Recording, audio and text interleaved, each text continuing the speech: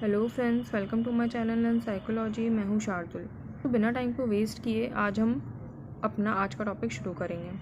तो 9 ऐसे तरीके जिससे हम रिजेक्शन को मैनेज कर सकते हैं वो आज हम देखेंगे।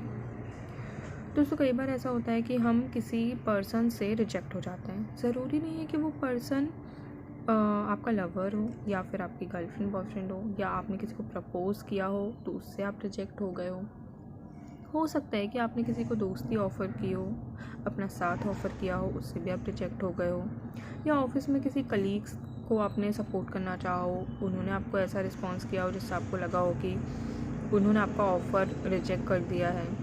आपके बॉस के साथ ऐसा कुछ हो सकता है, आपके कलीग्स के आसपास के लोगों के साथ एक जनरल रिजेक्शन भी हो सकता है।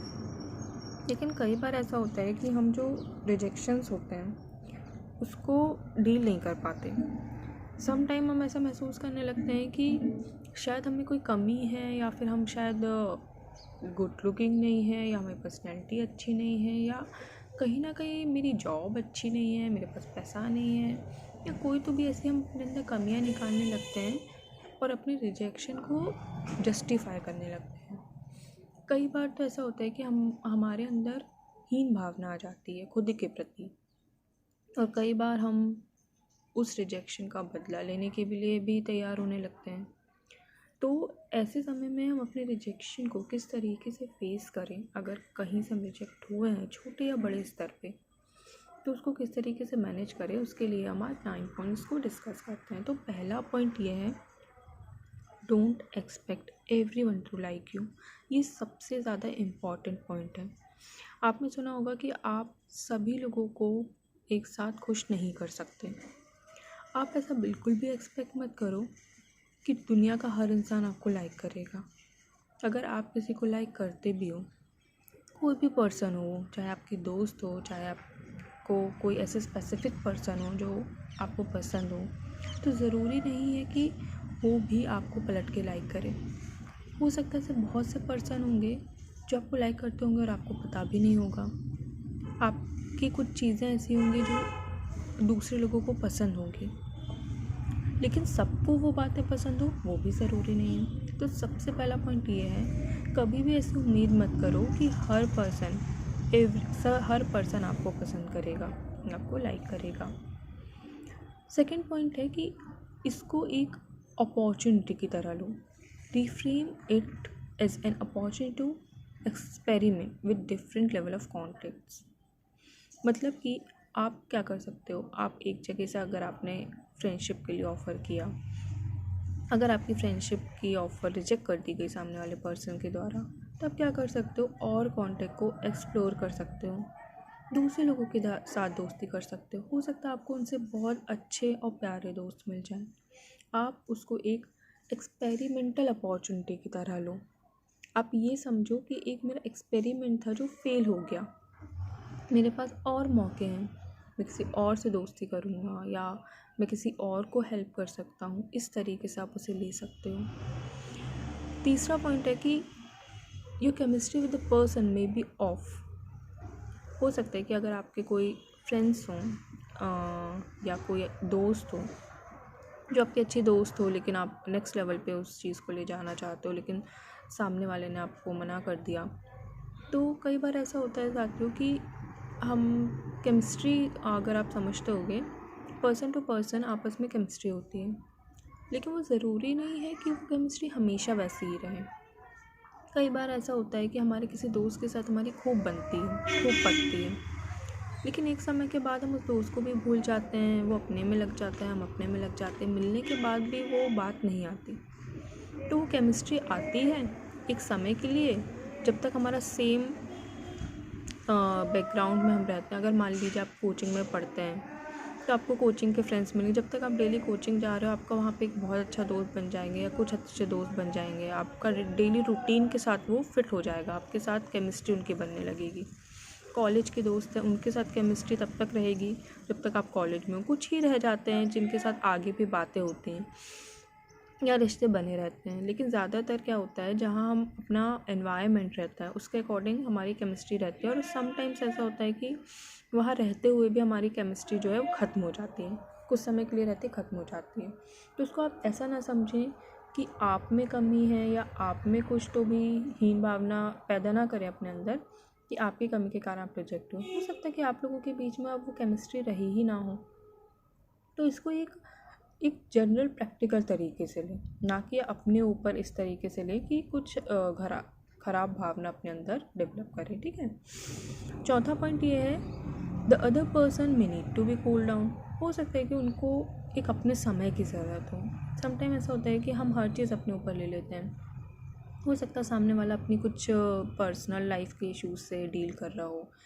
आपने उन्हें बोला कि चलो यार बाहर चलते हैं, उन्होंने बोला नहीं यार बिल्कुल मूड नहीं है, और वो चला गया। आपको कुछ खास रिस्पॉन्स नहीं दिया। आपने सोचा कि यार इसने मेरा ऑफ़र रिजेक्ट कर दिया। लेकिन आप ये भी समझ सकते हो कि हो सकता है कि वो पर्सन अपने में ही बिज़ी हो, उसका कोई इंटेंशन ही ना हो आपको हर्ट करने का या रिजेक्ट करने का। उसने बस जनरल वे में आपको मना किया हो, लेकिन आप उसको ज़्यादा सोच रहे हो, है ना। तो इस तरीके से भी आप सोच सकते हो। फिफ्थ पॉइंट है, rejection can be confused with the avoidance. हो सकता है कि आप को रिजेक्ट नहीं हो, अब आपको जस्ट इग्नोर कर दिया गया हो, मतलब उस बात को इग्नोर कर दिया गया हो। जैसा भी मैंने बताया कि हाँ, आपने किसी को कुछ ऑफ़र किया, आपने फ्रेंडशिप ऑफ़र की, सामने वाले को उतना इंटरेस्ट नहीं था तो उसने उस चीज़ को इग्नोर कर दिया। आपने कोई ऑफ़र या कोई हेल्प ऑफ़र की अपने कलीग को, उसको इंटरेस्ट नहीं था, उसने सोचा कि मैं खुद ही से मैनेज करते हैं, फिर उसके बाद देखेंगे, या किसी और से उसको हेल्प लेना होगा तो वहाँ पे ले ले। तो उसने जस्ट आपके ऑफ़र को इग्नोर कर दिया और आप समझ रहे हो कि उन्होंने आपको रिजेक्ट कर दिया।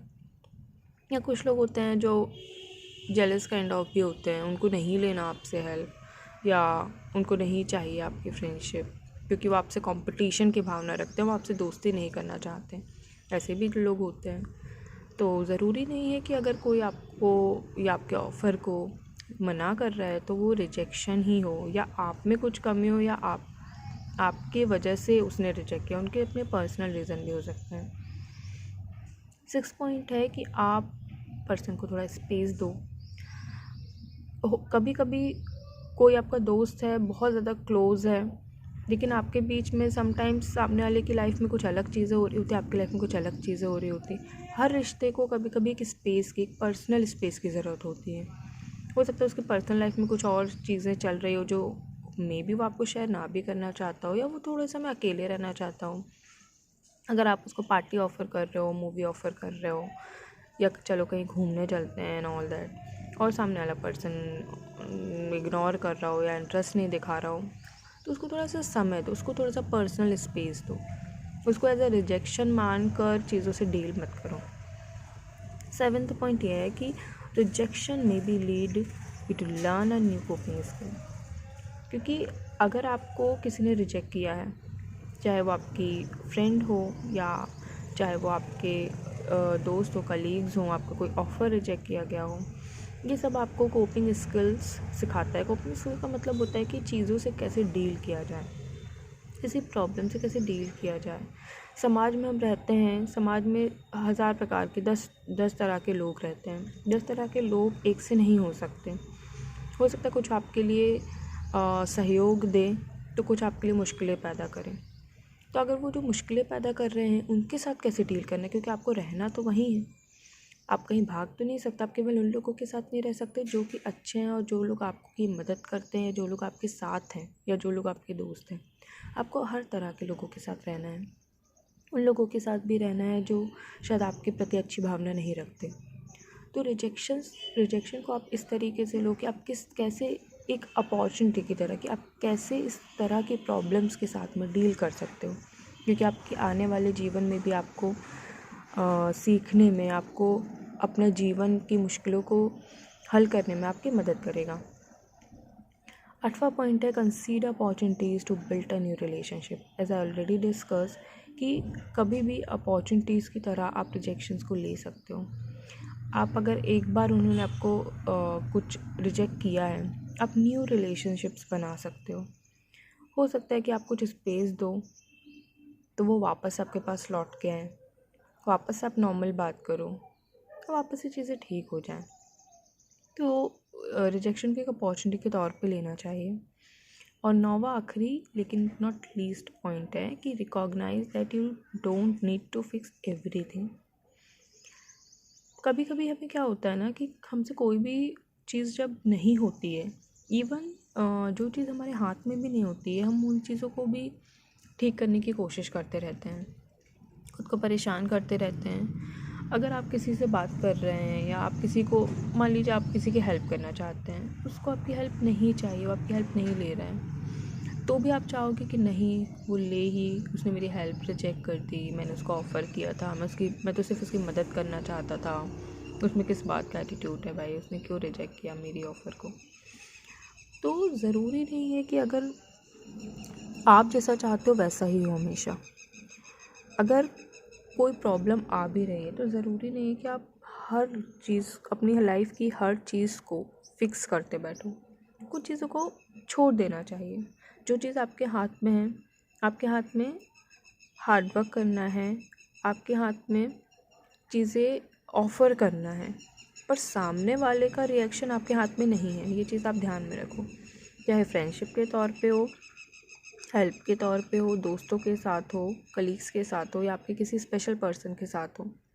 आपका बिहेवियर आपके हाथ में है, आपका ऑफ़र करना आपके हाथ में है, पर सामने वाले का बिहेवियर आपके हाथ में नहीं है, सामने वाले का रिएक्शन आपके हाथ में नहीं है। जब आप पहले ही ये चीज़ अपने माइंड में रखोगे तो आपको कभी भी ऐसा महसूस नहीं होगा रिजेक्शन को लेके कभी, या सामने वाला जब मना करते तो आपको कभी ऐसा महसूस नहीं होगा कि मेरे साथ में गलत हुआ है।